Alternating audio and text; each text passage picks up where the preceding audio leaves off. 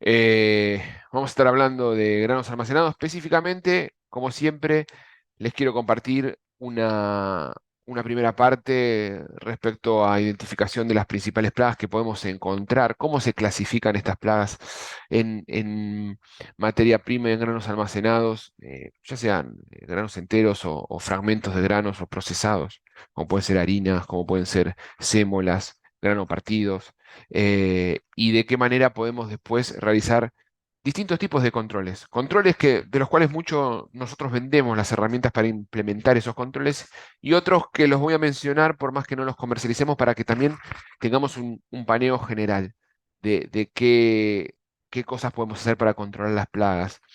Eh, Independientemente de esta descripción genérica, y como complemento de esta disertación, que va a ser una disertación, estimo, de aproximadamente una hora y 10, eh, les voy a comentar un poquito respecto a algunos conceptos básicos de lo que denominamos resistencia a insecticidas y de qué manera podemos lograr un manejo de esta. Porque la resistencia es un fenómeno inevitable cuando utilizamos siempre un mismo grupo de insecticida, pero absolutamente manejable. Entonces lo que tenemos que conocer es de qué manera podemos manejar este tipo de problemas para evitar de que aparezca rápido y de manera intensa.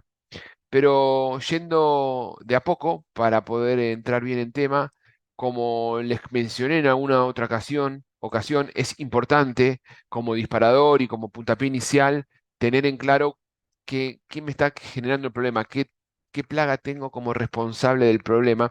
Y es por eso que a raíz de esa identificación nosotros podemos lograr una identificación de un género y especie, y ese género y especie nos puede dar información valiosa en cuanto a características de biología, de ciclo de vida, donde coloca sus huevos, donde se alimentan los estadios juveniles, si los estadios juveniles, las larvas y los adultos se encuentran en el mismo lugar, si no, si se desplazan, si pueden o no tener capacidad de vuelo. Eso va a brindar mucha información asociada a la capacidad que tiene la plaga de diseminarse y de multiplicarse dentro de una masa de granos. Eh, Teniendo en cuenta estas características que nos brinda lo que denominamos vulgarmente biología funcional, que son todas estas datos, estos datillos informativos que nos va a generar un bagaje de conocimiento clave para poder llevar adelante el control de una plaga, nosotros vamos a contar con herramientas de control que tenemos diferentes, y como ustedes podrán observar, esa base para que el control sea efectivo tiene que ir acompañado de un manejo de la población que está asociado y tiene una relación directa con los procesos de inspección. Inspección que me van a permitir determinar qué tipo de plaga tengo en ese lugar o qué ambiente más propicio para que la plaga prospere en ese lugar, porque la inspección no solo tiene que ver con la determinación de señales de presencia de algunas plagas, sino también con el estado de las estructuras que utilizo para carga, descarga de grano, para el propio almacenamiento, donde pueden haber algún problema de mantenimiento y eso genera una pérdida de material y ese material estar asociado a una disponibilidad de alimento para esas plagas en cuestión. Luego tenemos el control cultural, control físico. Vamos a hablar de control cultural. Control cultural principalmente enfocado en lo que es manejo de agua, alimento y refugio. Y depende qué tipo de plaga tengamos adelante, va a estar enfocado ese tipo de manejo.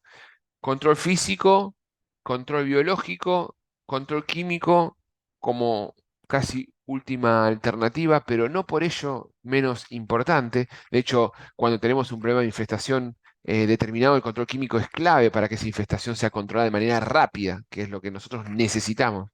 Y por supuesto un monitoreo, estrategias de monitoreo que me permiten cuantificar la plaga, y no solo eso va a ser una forma de medir los niveles de infestación inicial, sino también de medir el nivel de eficacia de la implementación del manejo integrado.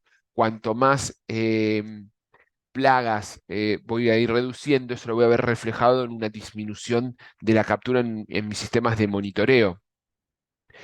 Acá les dejo un esquema de cómo prolifera una masa de granos contaminada por plagas. Acá pueden ver específicamente un punto, que lo que se conoce como punto caliente, que es una zona donde aparecen inicialmente los insectos en primera instancia, producto de que, bueno, cuando se acopian granos, vienen granos de diferentes procedencias. Muchas de los insectos que están en las masas de granos ya contaminan a la planta en el cultivo, en el momento que se está produciendo a campo, y ahí se van acarreando los insectos. Cuando estos insectos encuentran disponibilidad de alimento, esa presencia de insecto empieza a proliferar, producto del aumento de la alimentación y de la actividad alimentaria. Esa proliferación genera un punto caliente, que es ocasionado específicamente por la actividad metabólica, y ese punto caliente, por supuesto que se va a expandir hacia los laterales, hacia los techos y hacia el piso, generando así una zona de aire cálido y húmedo, provocando, cuando ese aire cálido y húmedo toca superficies frías, una condensación. Esa condensación obviamente se refleja en niveles de humedad, y el punto de caliente, producto de la actividad metabólica, va a generar eh, que los insectos empiecen a encontrar en ese entorno alimento ya consumido. Entonces va a aumentar la cantidad de insectos y la diseminación de los insectos, aumentando así la posibilidad de propagarse dentro de esa masa de granos, y por supuesto generando mayor condensación y expansión del calor de esos puntos calientes.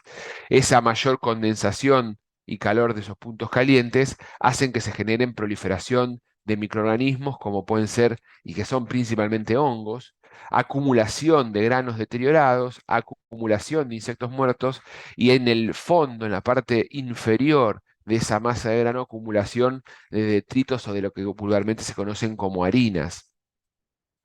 Eh, Bien, los insectos los podemos clasificar entonces según el tipo de daño que ocasionen, o la forma en que atacan o afectan a la materia prima. Y es por eso que tenemos diferentes tipos de plagas, que esta clasificación es un poco flexible, porque depende también del producto que yo tenga adelante. ¿A qué voy con esto? Cuando denominamos y queremos englobar a las principales plagas que me ocasionan el producto que estoy almacenando, las consideramos plagas primarias, y esas plagas primarias básicamente son las que se alimentan del grano entero, del grano que no sufrió un daño. Son literalmente las más importantes durante todo el proceso del almacenamiento. Luego van a morir cuando las fuentes de alimentos se van a ir agotando, o alcanzan niveles de poblaciones muy altos que empiezan a tener una competencia interespecífica.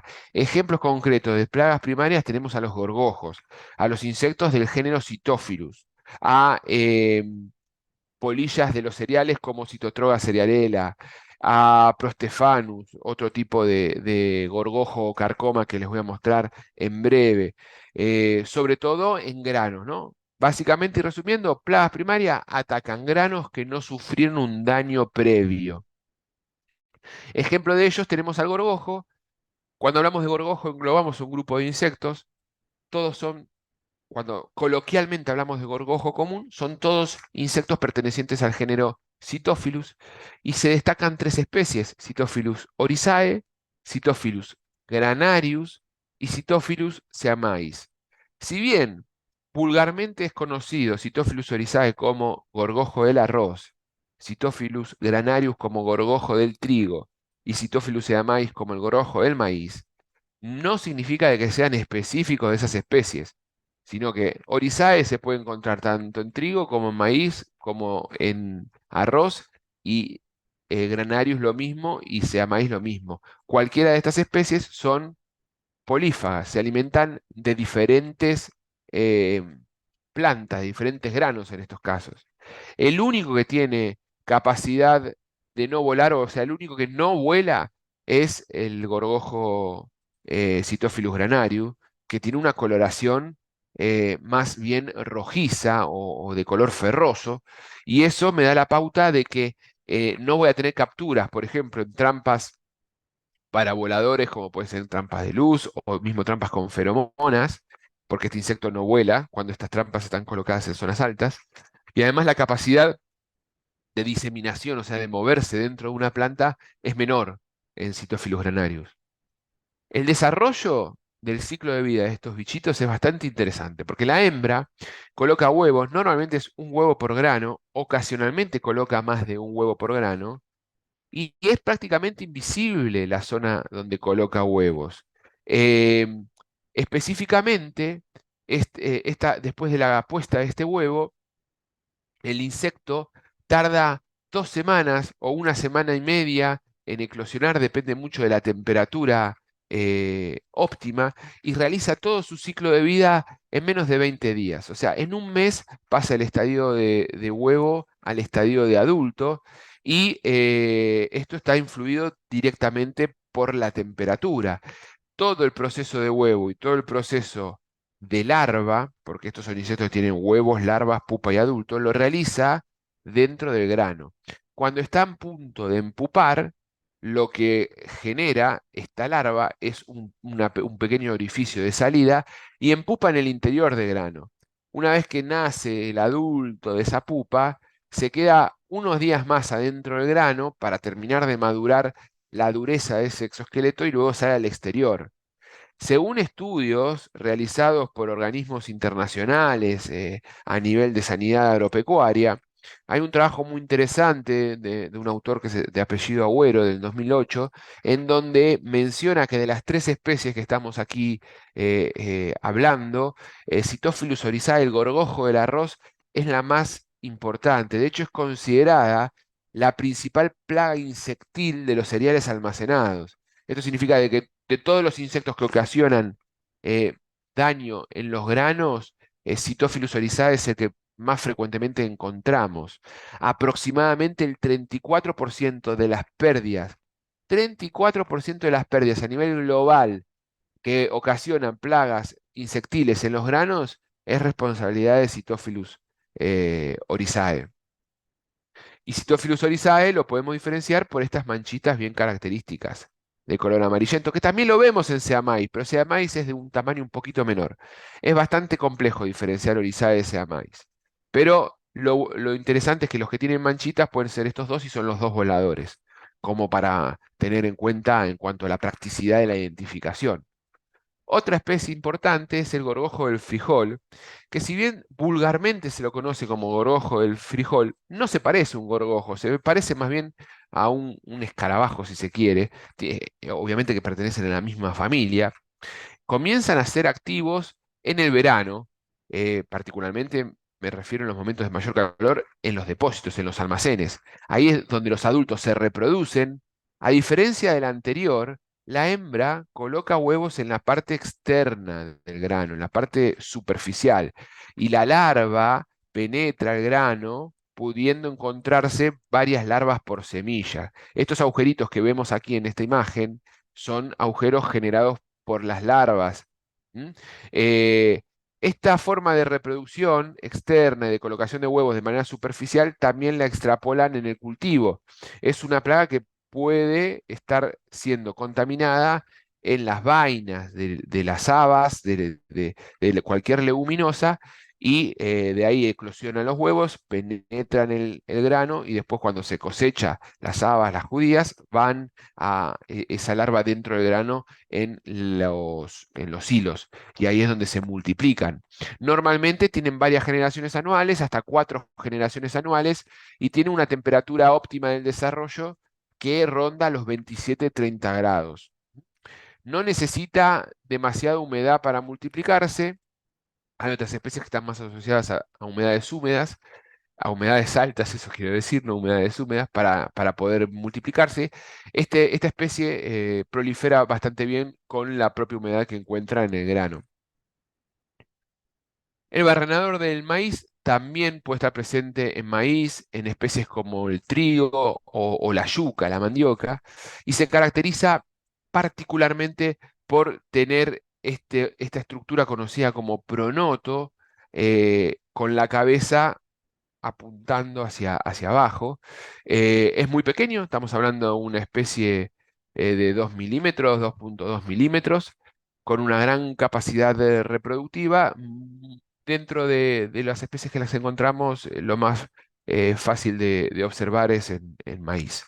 Después tenemos a las palomillas de los granos o palomillas del maíz. El nombre científico es Citotroga cerealela. Es una especie que aproximadamente tiene una envergadura alar, o sea, la distancia entre la punta de una ala y la otra es de 16, 18 milímetros. Las polillas adultas no se alimentan, quien ocasiona el daño es la larva, a diferencia de los gorgojos y los carcomas que estuvimos viendo, o los barrenadores, que ocasionan daño los dos, ¿no? Tanto la larva como el adulto. Acá la polilla no se alimenta. Sí coloca huevos de manera externa, de los cuales nacen las larvas, y esas larvas perforan granos. Se alimentan, y recuerden que estamos hablando de plagas primarias, colocan huevos sobre granos enteros, o sobre granos no infestados.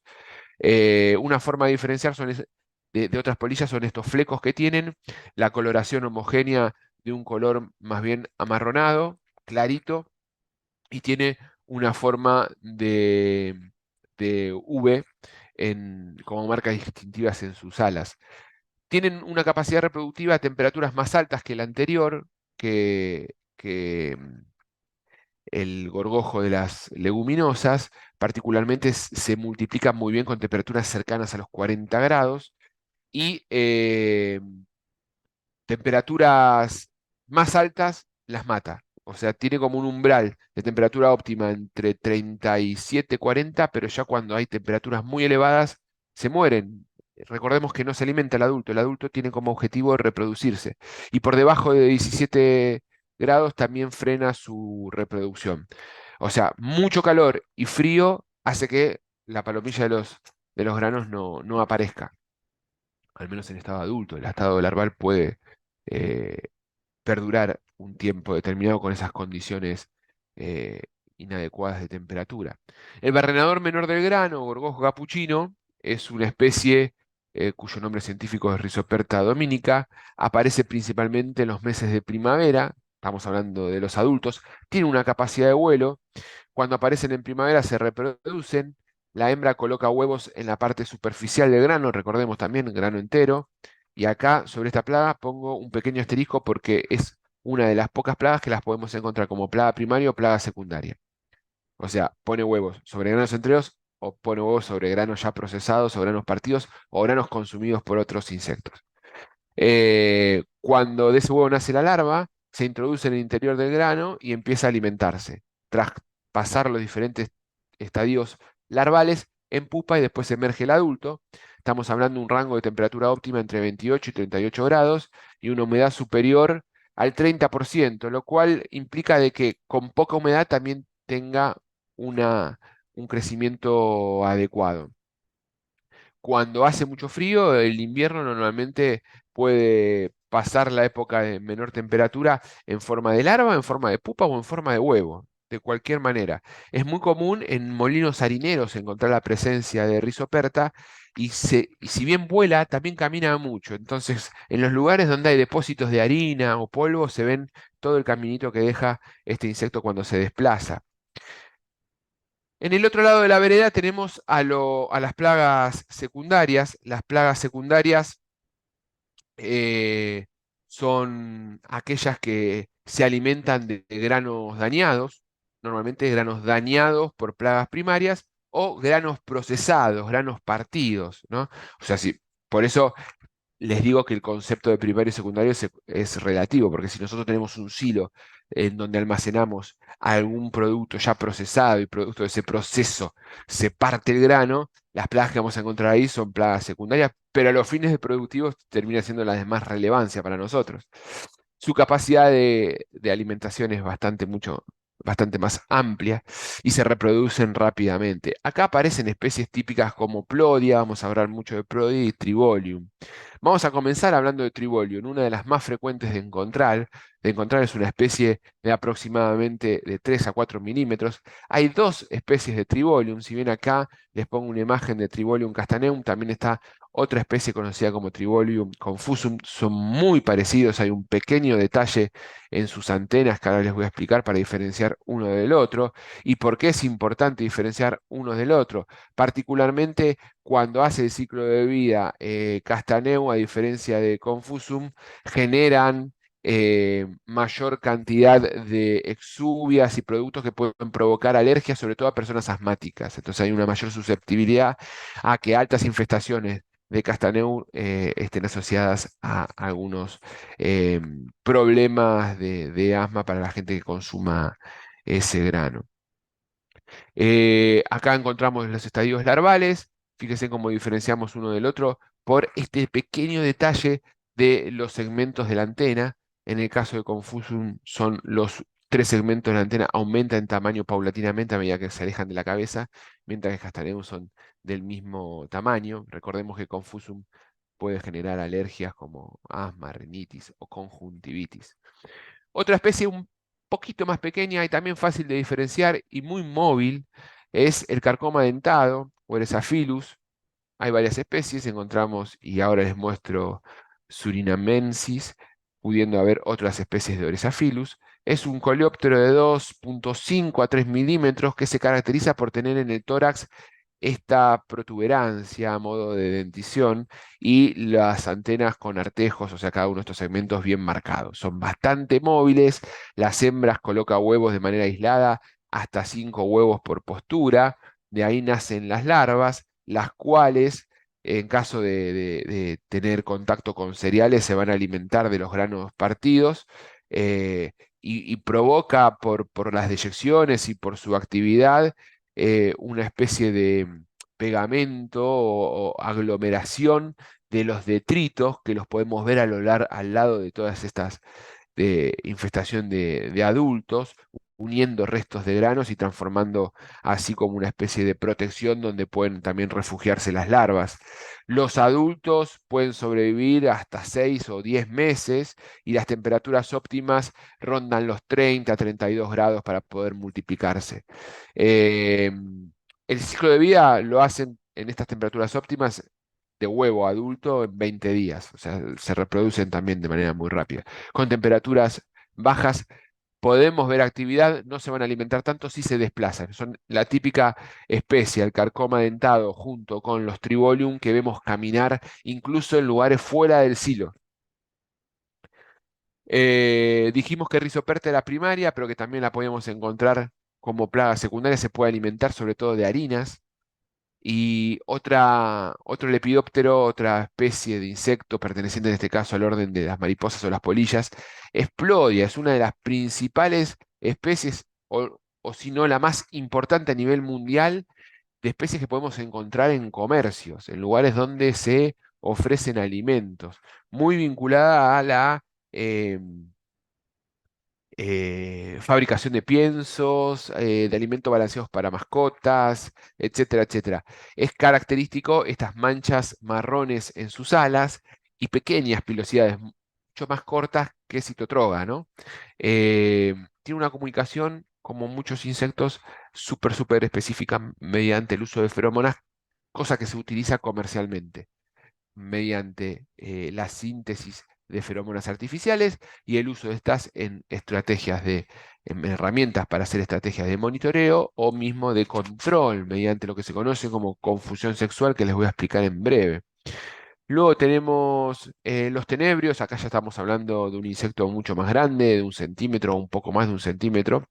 Son especies de color negra con la parte que une el tórax con el abdomen, el primer segmento bastante más angosto que se puede ver claramente, infesta granos, también los podemos, granos partidos, dañados, en harinas y en afrecho. En contrapartida a este tenemos un insecto mucho más pequeño como Cryptolestes. El Cryptolestes es el escarabajo de grano oxidado, que es un insecto de color marrón rojizo y que específicamente está vinculado a granos partidos o directamente en harina. Estamos hablando de un insecto que puede medir 1,5 milímetros, 2 milímetros y que es de los que mejores se adaptan con temperaturas altas. Puede tener un ciclo de vida perfectamente normal con temperaturas cercanas a los 40 grados. Es el típico bichito de verano, de calor que pueden encontrar en almacenes o depósitos. Por otro lado, después del escarabajo, y ya para ir cerrando, encontramos una especie considerada una plaga cuarentenaria, que es el Trogoderma. Trogoderma, hay varias, es el género, ¿no? Pero hay varias especies de Trogoderma, pero específicamente nos importa poder diferenciar a Trogoderma granarium. Una especie que también se comunica por feromonas y que hay trampas específicas para poder monitorear a esta especie y que tiene una gran capacidad de aumentar, de tolerar momentos de inanición, de no alimentación. E incluso disminuye su metabolismo significativamente cuando no tiene alimentación o cuando hace mucho frío. Esto le permite aguantar, tolerar exposición a determinados biocidas. Es una plaga que en los países que está presente genera destrozos por consumo directo de grano, por contaminación de grano. Su presencia también estimula la producción de un hongo como Aspergillus flavus, que generan aflatoxinas, que son sustancias tóxicas para el consumo de ese grano posterior. Y es tan importante esta plaga que hay mapas que establecen los lugares de presencia y mapas donde establecen los lugares de ausencia. Y producto de estos mapas se establecen medidas cuarentenarias ante la detección en zonas donde no está presente la plaga. Particularmente existen lo que se conocen como normas internacionales para medidas fitosanitarias, las famosas NINF, y hay una NINF, la número 27, que establece protocolo de diagnóstico ante la determinación o para determinar la presencia de Trogoderma granarium y el establecimiento de trampas de feromonas en ámbitos donde la mercadería, sobre todo, tiene una relevancia para exportar, es de vital importancia como herramienta sensible de detección. Por último, y acá ya entramos en una discusión, dependiendo de la bibliografía que revisemos, hay una tercera clasificación conocida como plagas terciarias, en alguna bibliografía directamente es contemplada como plaga secundaria. Se la discrimina de la secundaria porque afecta a granos ya muy deteriorados, no un poco deteriorados o procesados.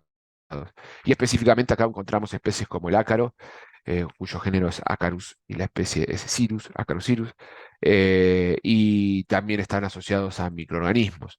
Tanto plagas primarias, secundarias y terciarias pueden hacer diferentes tipos de daños, por ende también podemos clasificar los daños de las plagas y los clasificamos en directos y indirectos.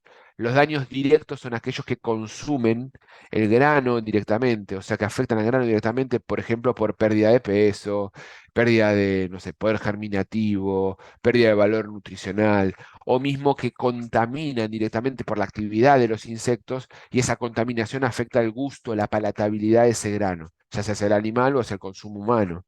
Y el grano indirecto es lo que ocasiona la presencia de los insectos, por ejemplo, producto del calentamiento, el aumento de riesgos de explotación, la condensación y la formación de hongos, cómo afectan esa formación de hongos a los procesos de almacenamiento y también el gasto que implica la presencia de insectos en cuanto al mantenimiento de esa mercadería limpia.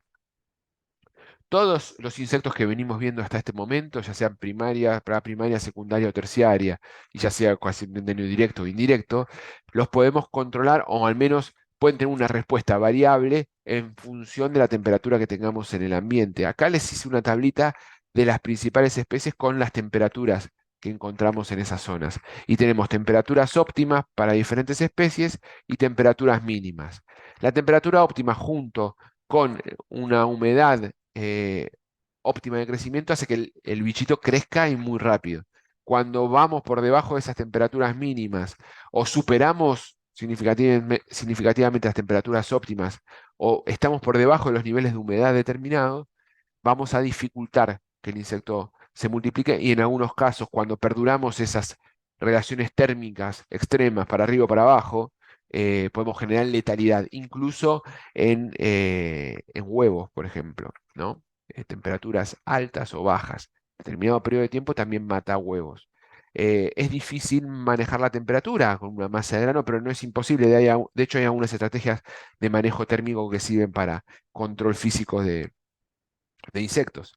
A nivel mundial, todas las pérdidas que ocasionan los artrópodos plagas, insectos y ácaros, están más o menos asociadas a un 10% de la cantidad de producto de grano almacenado. O sea, todos los productos que van con destino a un silo, a un almacenamiento, hay una pérdida ya establecida de un 10% vinculada a la presencia de artrópodos. Es un montón. Es el desafío que tenemos es bajar ese porcentaje global a valores mucho menores, porque eso va a ser un aumento de la cantidad de grano y un aumento y una mejora en el negocio.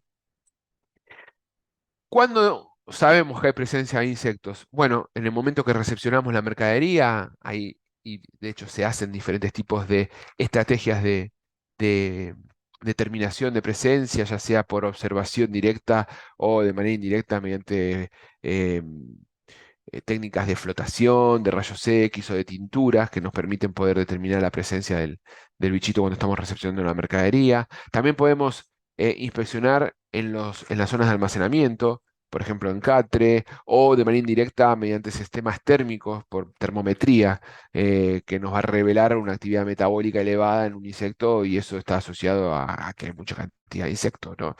O el uso de trampas, trampas específicas con feromonas o trampas más genéricas. Y si hablamos de feromonas, tenemos que definir lo que son las feromonas, que básicamente son sustancias químicas volátiles o inodoras para nosotros, no las podemos percibir, pero que en los insectos cuando las huelen, entre comillas, o las perciben, despiertan estímulos. Y las feromonas generan comunicación entre individuos de la misma especie. También hay trampas que tienen atractantes alimenticios conocidos como cairomonas. Y de hecho hay trampas que se utilizan mezclas de cairomonas con feromonas. La diferencia es que la cairomona es el olor a la comida y la feromona es un olor que desencadena un comportamiento entre individuos de la misma especie y en función de qué comportamiento desencadene, podemos clasificarlos en feromonas sexuales, feromonas de agregación, feromonas de trazabilidad, etcétera, etcétera. Las feromonas dentro de un programa de manejo integrado la podemos utilizar para captura de individuos, para control, por ejemplo, a través de técnicas de captura masiva o de evitar la cópula, para determinar el timing de aplicación de un tratamiento espacial y controlar de los adultos, para cuantificar la eficacia de una medida implementada, para ver la dinámica poblacional o para ver también la dispersión de la plaga, porque son herramientas que generan una eh, sensibilidad en la detección que me permite rápidamente saber que hay presencia de insectos específicos con la captura en esas trampas. Existen diferentes marcas, diferentes laboratorios que proveen feromonas y cuando hablamos de estrategias de control nos referimos específicamente a la confusión sexual.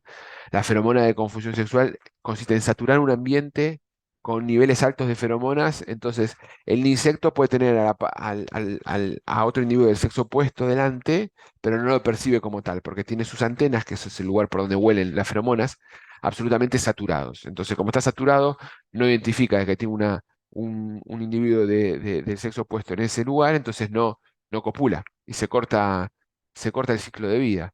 Es fantástico porque es un método de control apto para la producción orgánica, no aplicamos ningún tipo de producto y se mantiene a lo largo del tiempo y es compatible también con otros tratamientos para control de otras plagas. Lo que sí tiene que es un tipo de control específico, sirve para un grupo específico de plagas que son aquellas que van a ser receptivas a esas feromonas.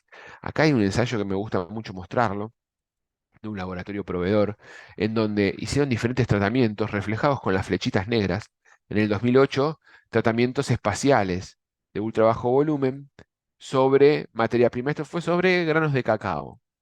Y en el 2009 a ver, y mientras también monitorearon, ¿no? En el 2008, las barritas en rojo, fíjense en cómo empieza a aumentar los niveles de plodia y producto de ese aumento tienen que aumentar también la cantidad de tratamientos, o sea, la frecuencia de tratamientos es baja. Tienen casi 13, 14 tratamientos en el 2008. Ahora, en el 2009, ante niveles similares, en el 2009 vemos la variación en estos gráficos, estas barritas de color azul, se aplican un sistema de confusión sexual, ¿no? Se colocan feromonas para saturar un ambiente y evitar la cópula. Y fíjense que los niveles se mantienen muy bajos, requiriendo complementar solamente con dos tratamientos espaciales. Si bien estas herramientas de feromonas para generar confusión sexual pueden ser a priori más costosas que un litro de un producto, cuando nosotros hacemos la evaluación del gasto o del costo que nos generó eso a lo largo del año, vamos a ver que es mucho más caro la aplicación de varios tratamientos puntuales que de pocos tratamientos complementados con la técnica de confusión sexual, amén de que estamos ante un sistema de control no químico. Acá vemos trampas de capturas específicas, como se ve en una sola especie, y comparado con otro tipo de placas adhesivas que no tenemos feromonas, en donde la captura puede ser de diferentes especies, ¿no? La feromona te brinda la especificidad en esa captura, en tu sistema de monitoreo. Hablamos de plagas y dentro de las plagas en granos almacenados, voy a hablar brevemente de algo que muchas veces no se le presta especial atención y puede ocasionar daños importantísimos que son los roedores y la necesidad de ordenar el medio para evitar que los roedores ingresen a la planta. Una vez que ingresan a la planta, hay que hacer estrategias específicas de cerramiento y exclusión para evitar que sigan ingresando y de eliminación para eliminar los que ya ingresaron. Eliminación mediante tratamientos físicos de remoción, porque no podemos aplicar rodenticidas dentro de las plantas. Todos los rodenticidas tienen que estar aplicados en perímetros externos de la planta. Y nosotros observamos este tipo de escenario. Esto es en la provincia de Córdoba, en Argentina, en donde hay un escenario alrededor de una planta, que en este caso almacenaba, entre otras cosas, cacao, eh, que genera que un roedor se mueva con más libertad. Los roedores tienen un comportamiento conocido como neofobia, tienen rechazo a todo lo nuevo, entonces les va a resultar mucho más incómodo desplazarse por este tipo de ambiente, que es el mismo lugar modificado, que por este ambiente. Entonces lo que tenemos que hacer es coordinar acciones de complemento que tiene que ver muchas veces con ordenamiento. Y cuando hablamos de industrias, las áreas de mantenimiento cumplen un rol clave para que esto sea posible. Porque este tipo de situación realizada de esta manera no va a ser la solución específica para el control de los roedores, pero va a ayudar muchísimo para evitar que el roedor se desplace libremente y acceda hacia una zona donde yo no quiero que esté presente. Asimismo, los herramientos. Asimismo, la colocación de burletes debajo de las puertas con una determinada consistencia y resistencia para que el roedor no pase por esas pequeñas endijas. Nunca subestimen la capacidad que tiene un roedor de pasar por pequeñas endígenas. Con que pase la bóveda cefálica, la altura del cráneo, el resto del cuerpo lo puede aplastar y pasar por lugares muy pequeños. Algunos ejemplos de reparaciones que ayudan a evitar el flujo de roedores de un lugar al otro. Algunos ejemplos de cambios culturales en los empleados para dejar puertas cerradas y esto evita ingreso de insectos voladores e ingreso de especies de roedores también. Cambios de luces. Las luces amarillas son más atractivas para los insectos voladores que las luces blancas. El reemplazo de esas luces puede ayudar bastante significativamente. La colocación de las mismas. Colocar una luz, por más que sea blanca, al lado de una ventana abierta, en una industria donde se procesan alimentos también es una invitación a atraer muchos insectos. Si colocamos barreras físicas para evitar el movimiento de insectos de un área a la otra, como pueden ser cortinas, estas cortinas son muy útiles siempre y cuando no tenga este flujo de aire. Cortinas de polietileno que tienen que tener un 5% de superposición y llegar hasta el suelo. O mismo la gente que trabaja evitar este tipo de acciones, de hacerle un nudo porque molestan las cortinas, porque esto genera obviamente un ingreso mucho más simple y más fácil para las plagas en ese entorno. El control físico, dijimos la temperatura que tenía un efecto específico sobre las plagas, puede tener la temperatura, podemos hacer forzar aire sobre la masa de grano y generar así aumento de temperatura o disminución. Si hablamos de aumento, acá tenemos algunos parámetros de qué temperatura es necesaria y qué tiempo de exposición es necesario para lograr un determinado porcentaje de mortalidad. Entonces sabemos que más o menos temperaturas cercanas a los 60, entre los 54 y 57 grados, es una temperatura ideal para generar una letalidad en los insectos. Temperaturas mayores también, pero ojo, porque también temperaturas muy altas pueden afectar a unas características organolépticas del producto que estoy almacenando. Existe también control físico, como tierra de diatomeas, que ¿Qué son las tierras diatomeas? Son restos de algas fósiles, que acá las vemos en esta fotografía eh, de microscopio de barrido electrónico, en donde se pueden observar que es un polvo inerte. A lo sumo puede haber algún contenido de sílice que puede generar alguna irritación ocular, que proviene de la molienda micronizada de algas. Se puede aplicar a razón de 3 kilos por toneladas sobre grano. Esto tiene obviamente un alto costo de flete y aplicación, y en algunos lugares está permitido como tratamiento en producción orgánica. Otro ejemplo de productos para producción orgánica es el Nubagrain, que el Nubagrey no es una tierra de atomea, pero que tiene algo en común en cuanto a que son sustancias naturales. En este caso, está conformado principalmente por bicarbonato de sodio con un 10% de agentes de flujo mineral, que lo que ocasionan al embeberse bien en la masa de grano es evitar el consumo por parte de los insectos de ese grano, de los fragmentos de grano o incluso de las harinas. Para ello tengo que hacer una buena aplicación. También puedo aplicar este tipo de producto, que insisto, es compatible con producción orgánica, por eso lo traigo en este momento, en las paredes del entorno, ya sea de modo directo o de aplicación de polvo por soplado o diluyéndolo en agua. Más o menos la dilución está aproximadamente 1 kilo de producto cada 5 litros de agua. Otra característica es que el polvo hace que los granos tengan un menor riesgo de explosión, bajando el límite inferior de explosividad, y evita que se aglomere para facilitar también la remoción, las acciones de limpieza. Estamos hablando de una aplicación aproximada de 20 gramos por metro cuadrado de polvo, y eso hay que incorporarlo homogéneamente en la masa de grano. 20 gramos, perdón, 20 gramos por metro cuadrado es en superficie. Cuando hablamos de masa de grano nos referimos a 20 kilos, de 20 a 30 kilos por tonelada de granos, y ahí sí requerimos hacer una aplicación homogénea. Que si hacemos una aplicación directa sobre el grano, es recomendable utilizar una tolva con tornillo dosificador de polvo para poder generar este tipo de tratamiento. Apto con producción orgánica, por supuesto. Acá vemos algunos ejemplos de los tipos de aplicación, a través de la ventilación, atomizador en mochila, con pistolas tipo Venturi o con pulverizador en polvo. Otro ejemplo son los controles físicos. Sobre todo se usan para productos de confitería, en donde se reemplaza el aire por otros gases. Básicamente se utiliza dióxido de carbono, CO2. Este es un tratamiento muy eficiente, pero requiere un tiempo de exposición y requiere ambientes herméticos. Si yo no lo hago en un contenedor hermético y este contenedor tiene fugas, voy a tener pérdida en el efecto de este tipo de control. Eh, eh, es útil en contenedores cerrados, en donde se puede utilizar también en silos bolsas, en cámaras. La contaminación es nula, la residualidad es nula, es ideal para productos de confitería, como les mencionaba, y el tiempo de exposición del dióxido de carbono varía específicamente de la concentración de dióxido de carbono y la temperatura ambiente. A modo de ejemplo, podemos ver esta tablita, en donde vemos que si logramos una concentración de dióxido de carbono del 80% en un ambiente hermético, con 8 días de exposición hacemos un control total de los insectos, y a medida que bajamos la concentración, los días de exposición se elevan.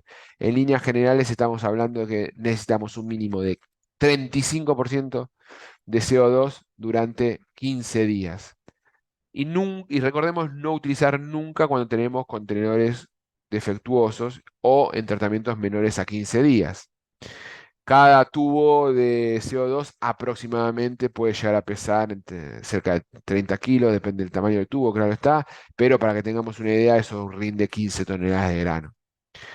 Yendo y saliendo de estos controles no químicos y metiéndonos en los controles químicos, encontramos como dos grupos, los que forman gases y los productos líquidos.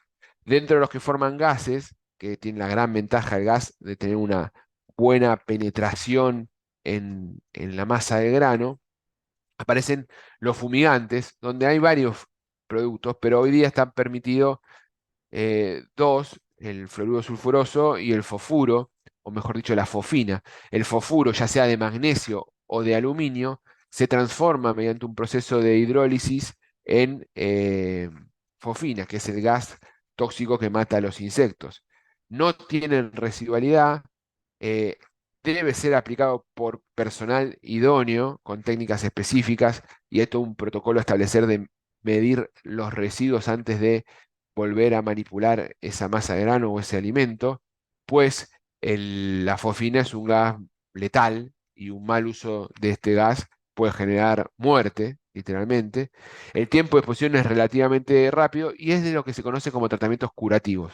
Nosotros, a grosso modo, tenemos los tratamientos curativos cuando el problema está presente y lo queremos eliminar, y tratamientos preventivos cuando estamos mezclando en esa masa de granos de diferentes procedencias con distintos estados sanitarios. Entonces, podemos, con un tratamiento curativo, generar una prevención para que la plaga que pueda llegar a ingresar en ese lugar no me contamine el resto y prolifere en ese lugar. Algunos detalles de los fosfuros pueden venir, son compuestos sólidos, que pueden venir en formato de pastillas, comprimidos, sachet, placas, etcétera. Forman la fosfina o la fosfamina, que es lo mismo por procesos de hidrólisis. Normalmente son fosfuros de aluminio, fosfuros de magnesio. Es aplicable específicamente en ambientes herméticos, tiene que ser aplicado por personal especializado. Y la fosfina es un gas incoloro con un leve olor a carburo, pero que tiene una gran capacidad de penetrar en esa masa de granos y que no deja residuos. Esta presentación después se las puedo pasar también para que puedan contemplar estos detalles vinculados a estos productos. Aparecen entonces los insecticidas líquidos y particularmente los asociamos a los tratamientos preventivos, cuya función es justamente prevenir, disminuir y controlar los riesgos. Tenemos que conocer el activo que estamos aplicando y contemplar cómo lo estamos aplicando para respetar la relación de dosis y el efecto que estamos buscando. Para ello, tengo que determinar el volumen a aplicar. Hay equipos específicos que me permiten dosificar de manera correcta. Un producto mal aplicado, mal dosificado, puede hacer que esté aplicando poco producto o que esté aplicando mucho producto en esa masa de grano, que también es un problema aplicar mucho el producto porque puede alcanzar y superar los límites máximos de residuos permitidos. Es importante entonces seleccionar el ingrediente activo y la formulación que tenga aprobación para ser utilizado en ese producto puntual, acorde a la necesidad. Y va a ser clave conocer la vida media del producto para saber cómo se va a ir deteriorando a lo largo del tiempo, y eso me va a estar vinculando directamente con la protección y con la seguridad en el consumo de ese producto. Por eso hay que respetar siempre los tiempos de carencia y almacenar y guardar los productos como corresponden, por supuesto. Vamos entonces a los tratamientos. ¿De qué manera puedo aplicar esos insecticidas líquidos? Lo puedo aplicar con aspersiones residuales, sobre todo en los momentos de limpieza, en instalaciones, sobre paredes, como una aspersión protectora directamente sobre la masa de grano. Esto es el típico tratamiento preventivo. Y como nebulización, sobre todo cuando hago tratamientos de ultra bajo volumen. Y esto tiene que ver más que nada en zonas de estiva para tratamientos de insectos voladores en el momento que están diseminándose dentro de un área determinada. Bien.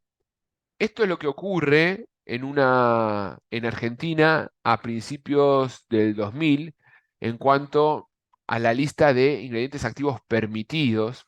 Menciono esto porque tengo este dato de Argentina, pero es extrapolable a otros países, incluso a Europa, en donde en los últimos 25 años hubo una restricción absoluta de ingredientes activos para utilizar en granos almacenados, y hoy día se permiten solamente dos ingredientes activos neurotóxicos.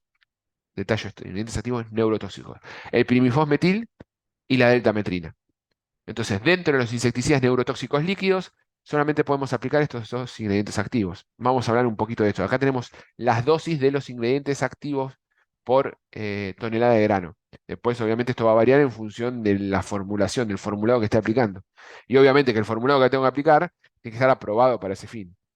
Pero podemos ir un poquito más atrás y hablar un poquito de qué hablamos cuando hablamos de insecticidas neurotóxicos. Porque ahí es donde empieza a aparecer lo complejo de esto.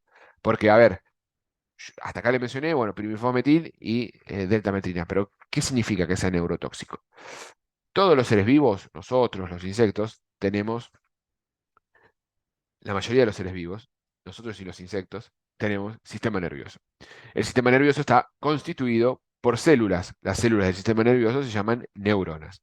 Esquemáticamente, si se acuerdan del secundario, de la primaria, las neuronas tienen forma de estrella, una forma estrellada, es una célula de forma estrellada, la cual permite y genera una comunicación entre células.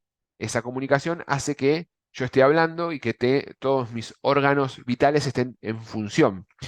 La forma en que se comunica una neurona con otra tiene dos componentes. Un componente eléctrico interno y un componente químico. Porque una hormona, perdón, una hormona no, una neurona, eso quise decir, nunca toca a la neurona vecina. Están muy juntitas, pero no se tocan. Entonces, la forma en que se transmite una señal de una célula a la otra, de una neurona a la otra, es mediante un estímulo químico interno y una liberación de sustancias químicas externas que hacen como mensajeros de una célula a la otra. Ese proceso es lo que se conoce como sinapsis. Sinapsis es la comunicación entre neuronas. Las sinapsis estimulan, se estimula y se genera como primera medida una corriente eléctrica interna, lo que se conoce como potencial de acción, y esa corriente interna estimula una vesícula en los extremos que libera una señal química conocida como neurotransmisores. Todos los insecticidas neurotóxicos, por eso se llaman neurotóxicos, afectan algo de este proceso e impiden que se comuniquen las hormonas, ya sea afectando el potencial de acción o actuando sobre enzimas específicas de esos neurotransmisores que no van a hacer que se comuniquen de manera correcta. Mencionamos a la deltametrina. La deltametrina es un insecticida que forma parte de una familia química conocida como piretroides. Los piretroides, al igual que las piretrinas naturales, otro grupo de productos que pueden utilizar y pueden encontrar en determinados ambientes vinculados a almacenamiento de alimentos, generan una abertura, un cierre de canales.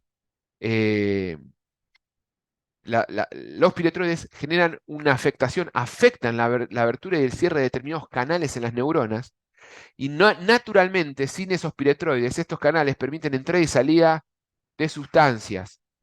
Específicamente pueden ser el cloro, pueden ser el sodio. El cloro y el sodio tienen una carga eléctrica. Entonces, esa entrada natural de cloro y sodio a través de estos canales genera una diferencia de voltaje.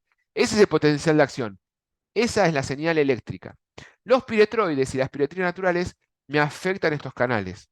Se los resumo. Así nomás, si hay piretroides o piretrinas naturales cerca de una neurona, la neurona no puede ejercer esa señal eléctrica, no puede ejercer ese potencial de acción.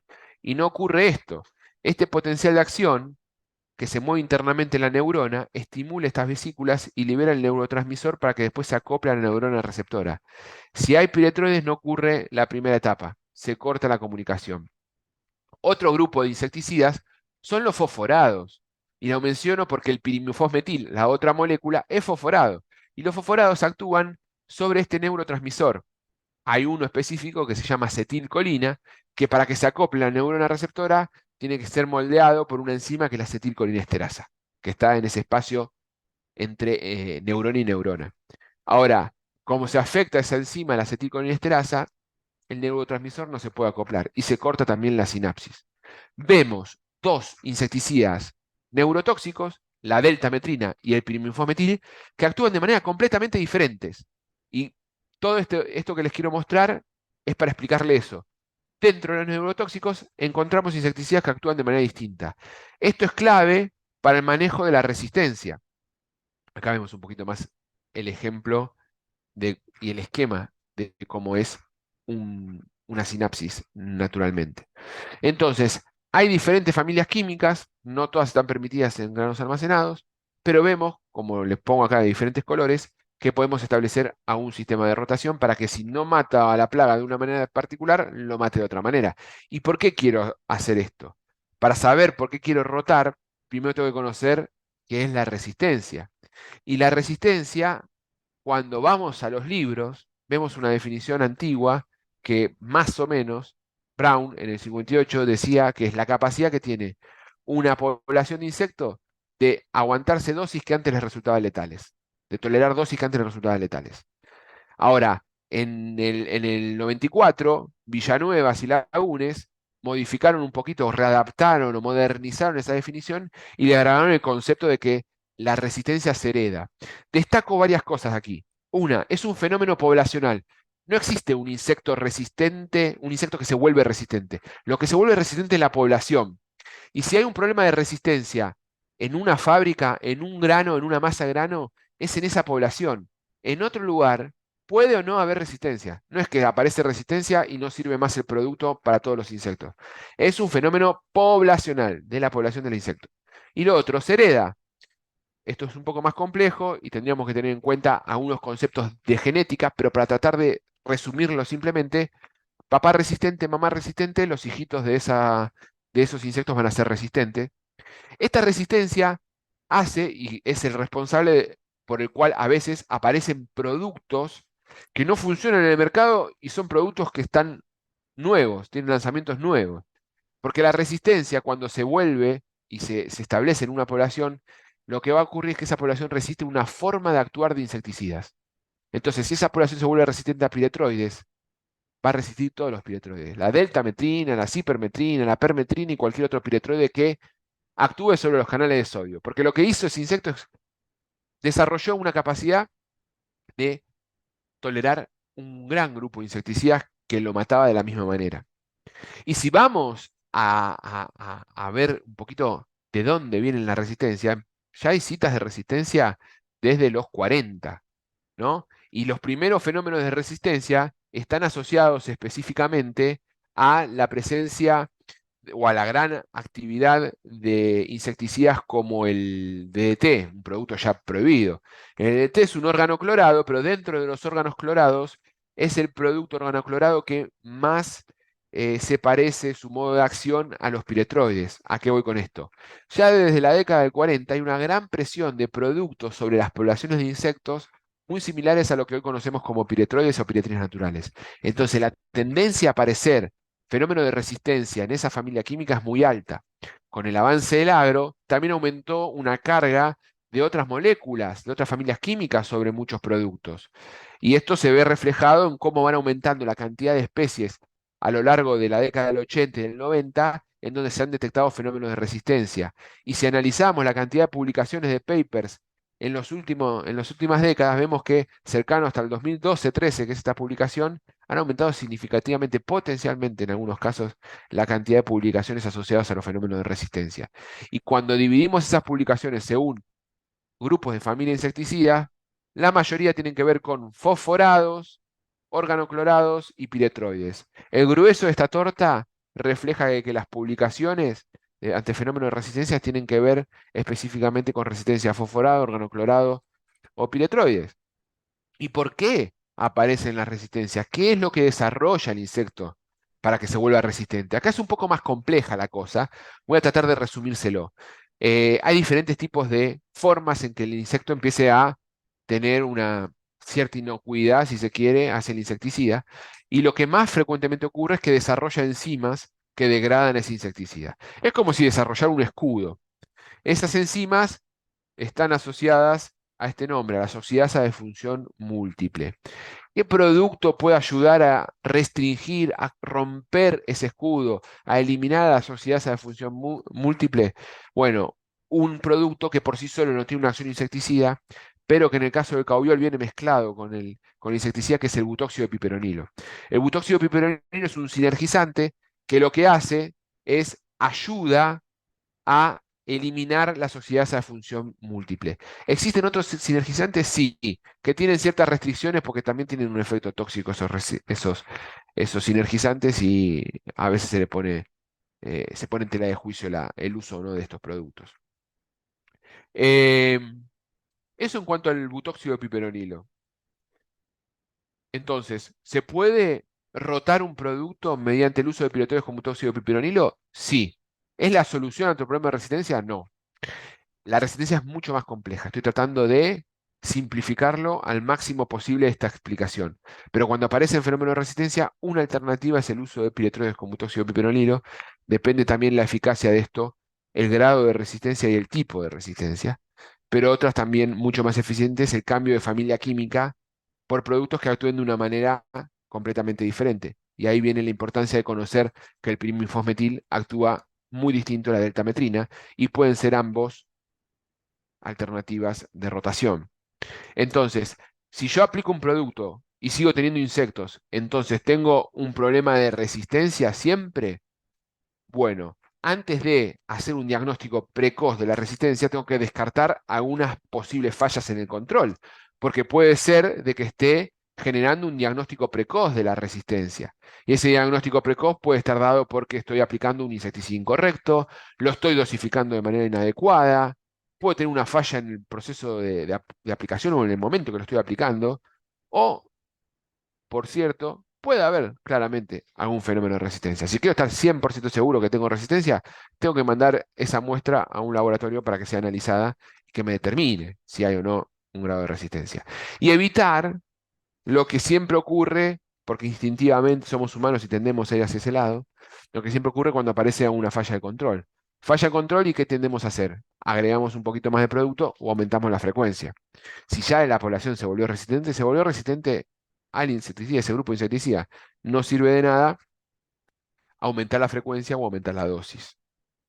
Entonces, ¿cómo puedo hacer para evitar estos fenómenos de resistencia? Una vez que determino que hay resistencia, que descarto el problema de diagnóstico precoz, tengo que establecer un sistema de rotación.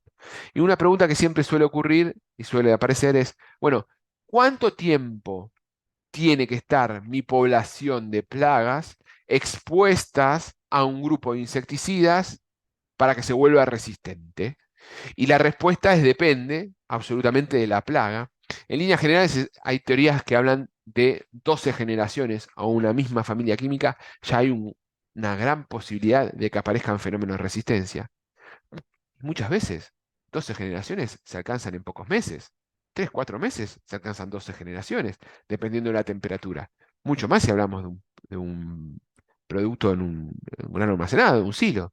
Entonces, ¿tengo que rotar? Claro que sí. Este es un ejemplo de rotación en un ambiente externo, para plagas domiciliarias. Pero en el caso de un grano almacenado, no tengo mucha alternativa de rotación. Por eso es importante que si nos da muy buen resultado la deltametrina, sigamos usando deltametrina, pero cada tanto metamos otra molécula. Y el lactélico o el pirimifosmetil es una gran herramienta para rotar y seguir utilizando la deltametrina. Y encima la deltametrina con butóxido de piperonilo es una buena estrategia, porque tenemos como dos estrategias. Una para que aparezca lo más tarde posible y otra para que aparezca con la menor intensidad. Es lo que se conoce. Estrategia es como de saturación o estrategia de ataque múltiple. La estrategia de saturación es básicamente aplicar productos ante fenómenos de resistencia piretroides que tengan sinergizante. Y la estrategia de ataque múltiple es aplicar productos que tengan un sitio y modo de acción diferente, como por ejemplo rotarlo con los fosforados. Recordemos que las mezclas no hay que mezclar cualquier de productos porque sí, hay que ver qué mezclamos y tratemos de buscar ese efecto de potenciación, de que la mezcla de los productos tiene un efecto mayor que aplicado por separado. A veces hay mezclas que generan antagonismo, un efecto de inhibición, y a veces que mezclamos y no tiene sentido, simplemente estamos gastando producto. Entonces tenemos que ser bien concretos y bien precisos en el momento de analizar por qué vamos a mezclar o cómo vamos a rotar esos productos para evitar los fenómenos de resistencia. ¿Y por qué tenemos que cuidar a los insecticidas? Porque no hay muchas alternativas. Y si no manejamos la resistencia de manera eficaz, podemos tener problemas que las restricciones propias del mercado van a hacer que cada vez sea más complejo encontrar alternativas a los productos que actualmente utilizamos. Por ello, el rol de manejo integrado es clave, porque con acciones de limpieza, ordenamiento, o acciones de manejo no químico que complementan a las acciones químicas, también voy a estar eliminando y voy a reducir la probabilidad de que esa mamá resistente y ese papá resistente se encuentren y den descendencia resistente. Es un manejo de la estadística, si se quiere. Entonces es necesario también contemplar esto y el rol que tiene el manejo integrado de plaga en los fenómenos de resistencia. Y ahora sí vamos a hablar específicamente de las dos moléculas que nos llevan a este momento. Una es la deltametrina, permitido para ser utilizado en granos de leguminosa, en granos de cereales, en granos de maíz. Es un producto fotoestable. ¿Qué significa esto? Que es estable ante la luz. ¿Por qué menciono esto? Las piretrinas naturales tienden a ser fotoinestables. O sea, la luz lo va degradando. Si bien ahora hay tecnologías que le dan mayor fotoestabilidad, la deltametrina tiene una buena fotoestabilidad porque es piretroide, no es piretrina naturales. Tiene en su molécula, que ahí se ve, unos átomos de flúor que le da esa estabilidad. Es eficaz a baja dosis, alta persistencia, tiene una alta toxicidad para insectos y una baja toxicidad para mamíferos. Además de que no altera la calidad de grano ni el producto de grano tratado y es de fácil manejo y preparación. Ejemplos concretos de marca comercial de deltametrina es la que comercializamos nosotros de la marca del fabricante Embú, que es el Caobiol. Hay dos presentaciones, el que se utiliza sobre grano almacenado es el Caobiol ULB6, que viene listo para el uso, es una deltametría del 0,6%. Con esa formulación, a esa concentración, se recomienda una dosificación de 42 a 86 mililitros por tonelada de grano. Eh, es importante utilizar equipos específicos que permitan una utilización y una aspersión de gotas muy pequeñas de ultra bajo volumen que van entre el micrón y los 20 micrones para que de esta manera se pueda homogeneizar toda la masa de grano en los momentos de descarga eh, y se puede aplicar a esta dosificación de manera correcta. A esta dosificación no supera el LMR, que estamos hablando de un LMR de una parte por millón. El LMR es un límite máximo de residuo a nivel europeo. Este es el ejemplo de cómo va a ir perdurando los niveles de deltametrina a dosis mínimas y a dosis máximas a lo largo de los meses.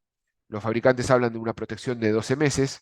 Puede haber acá una variación y capaz que un poco menos dependiendo también de varias condiciones que pueden afectar a esa duración. Lo cierto es que tenés varios meses de protección con la deltametrina siempre y cuando no tengas problemas de resistencia, ¿no? Porque si tenés problemas de resistencia, por más que tengas cobertura de 12 meses, los insectos resistentes siguen estando dando vuelta. Y fíjense que las dosis máximas y mínimas están por debajo de dosis que superan el límite máximo de residuos.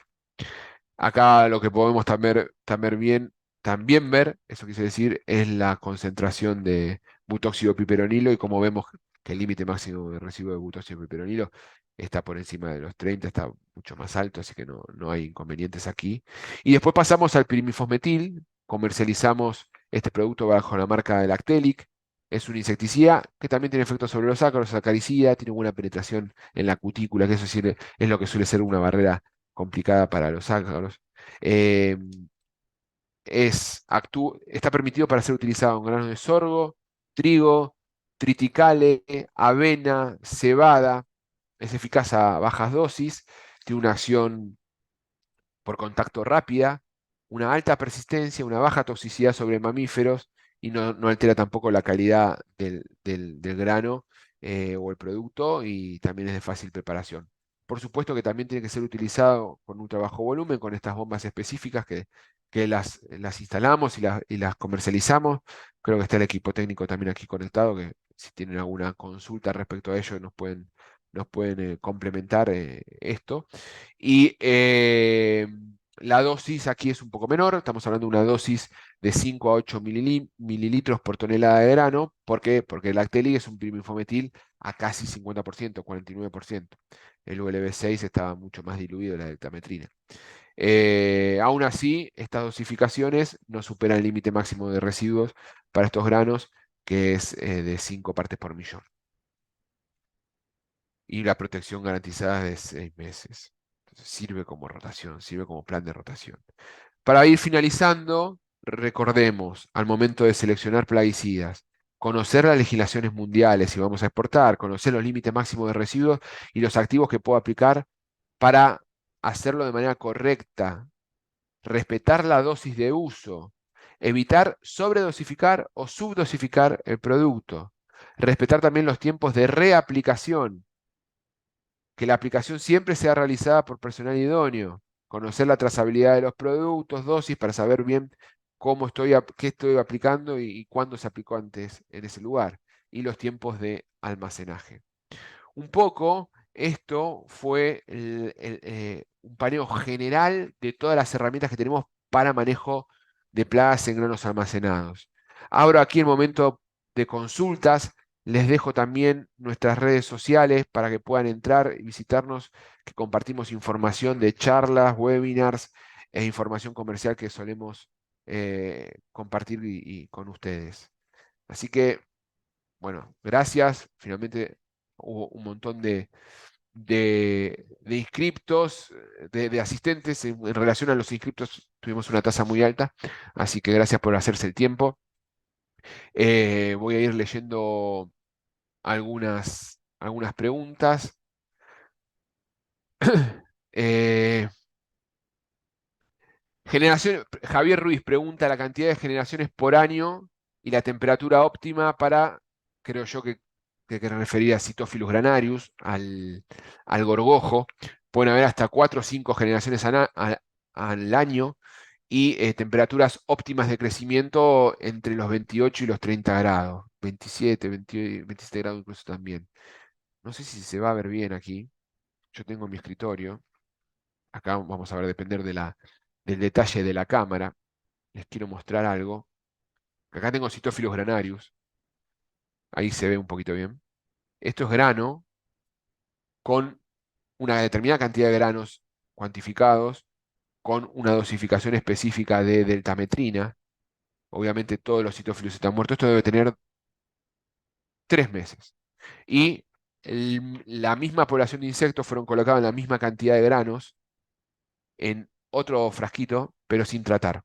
Se puede ver aquí el deterioro, lo voy a poner uno al lado del otro, de un grano con comparación con el otro. De hecho, parece a priori tener más volumen, pero en realidad todo este volumen en exceso son detritos, harinas acumuladas en este grano deteriorado. ¿Tá? Realmente cómo afecta, yo lo tengo en mi escritorio y lo voy viendo todos los días y veo la evolución constante de cómo van creciendo esa población inicial de 10 gorgojos de Cytophilus granarius en una cantidad de granos determinada sin control, y también cómo van creciendo la presencia de hongos. Así que bueno, Javier, espero haber respondido tu pregunta.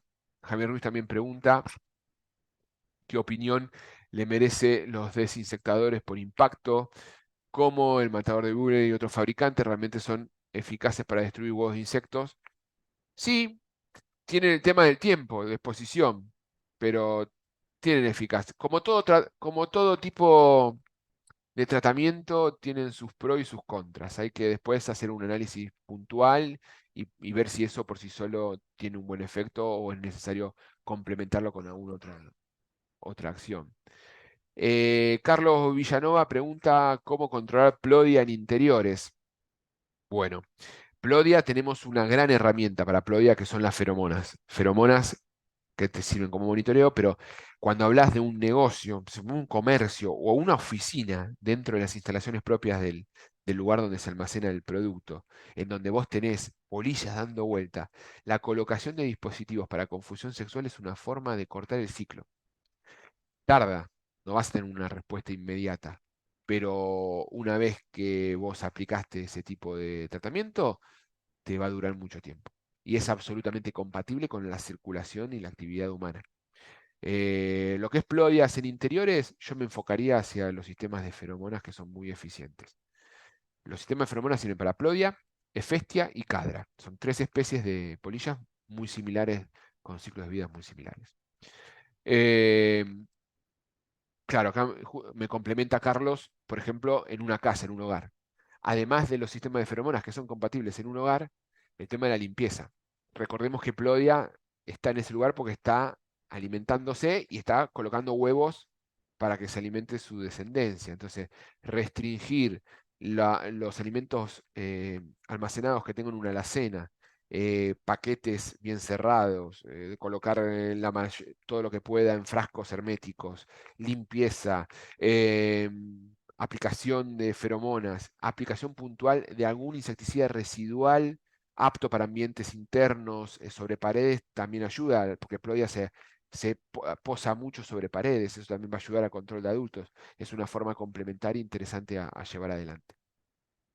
Amanda Ruiz pregunta, Si una partida entra ya contaminada de campo, es decir, con huevos ya dentro del grano, ¿qué producto es ideal aplicar? ¿Actel y Caviol o ambos combinados?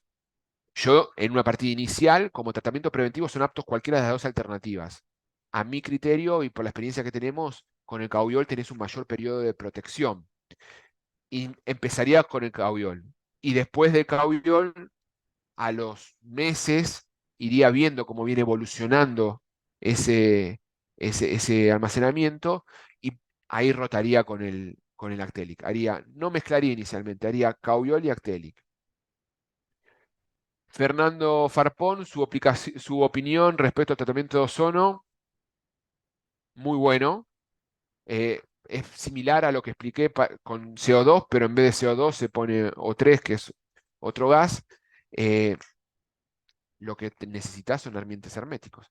Es apto para tratamientos orgánicos, creo que se utiliza en unas reuniones que tuvimos, no sé, Fernando, de dónde me estás escribiendo, pero se utiliza para almendras orgánicas, es una alternativa interesante. Es caro y requiere un determinado entorno apto para que eso sea eficiente. Pero es bueno, es bueno. Todos estos tratamientos así que complementen son buenos. Así que bueno, no sé si hay alguna otra duda. Eh,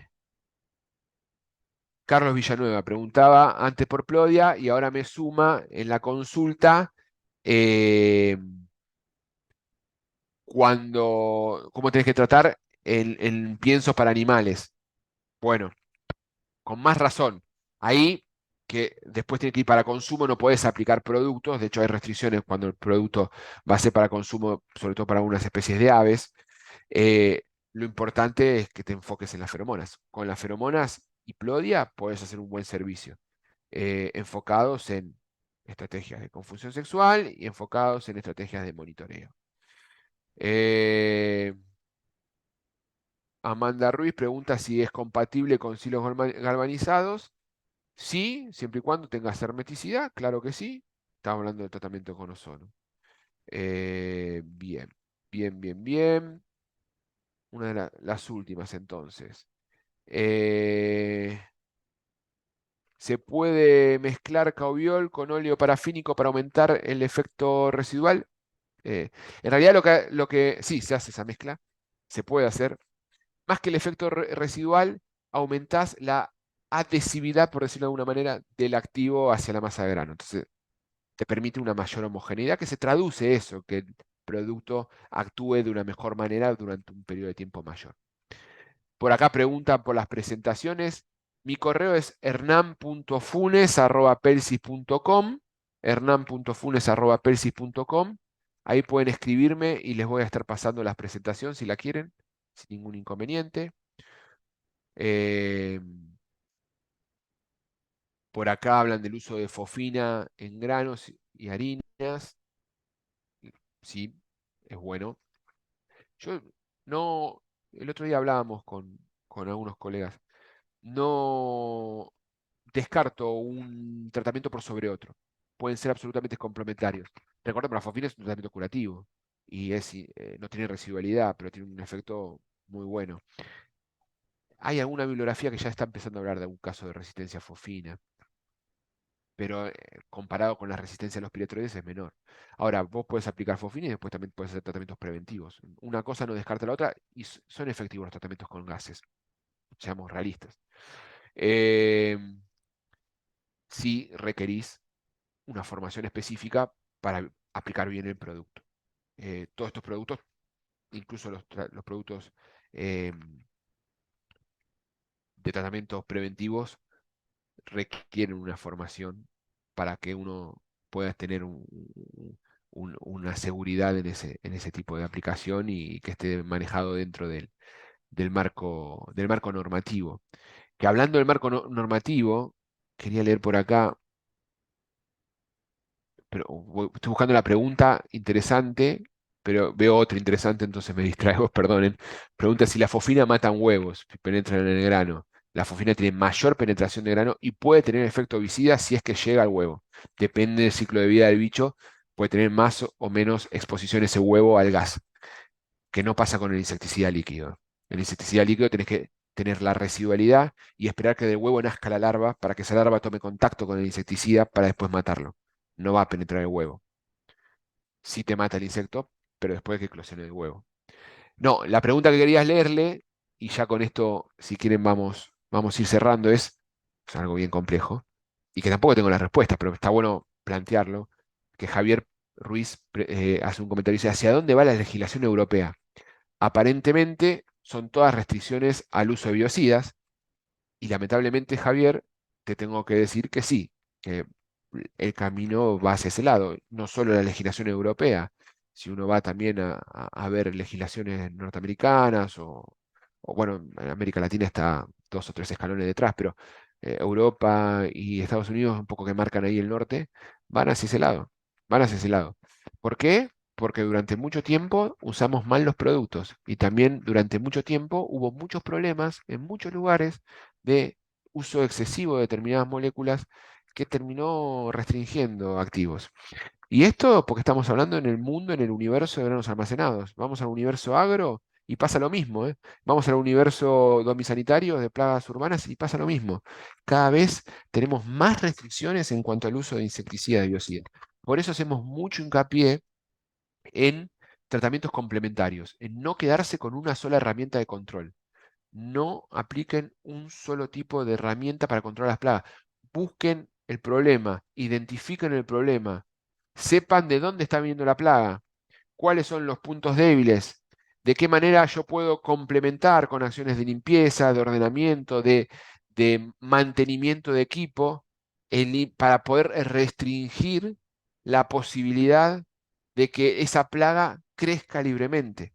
¿Tá? Todo eso va a ayudar mucho a que sean más eficientes las pocas moléculas que tenemos hoy disponibles.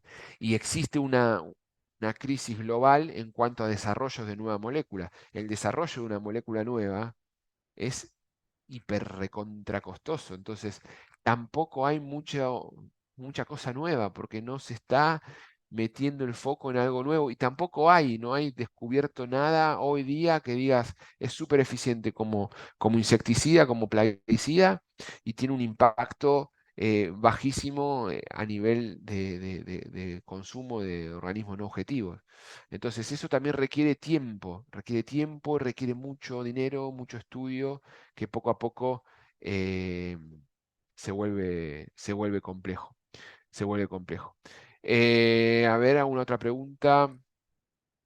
Eh, bien. Bueno, ahí estamos más o menos. Recordemos que, claro, el carnet de aplicador fitosanitario es clave para poder hacer una correcta aplicación. Eh, Gracias a todos por haber participado. Gracias, bueno, a todos los que interactuaron con las preguntas también. Ana, Contreras Esteves, Amanda, Javier Ruiz, Beatriz. Bueno, gracias a todos por conectarse. Les vuelvo a repetir mi correo, hernan.funes@pelsi.com. Cualquier duda, me escriben. Las presentaciones van a estar a disposición también. En breve grabaremos, vamos a subir esto a nuestro canal de YouTube también para que quede a disponibilidad la presentación. Y bueno, si están y quieren organizar algo presencial, para mí será un placer, así que es cuestión de comunicarnos con los comerciales y poder armar algo. Les agradezco mucho y estamos en contacto. Saludos.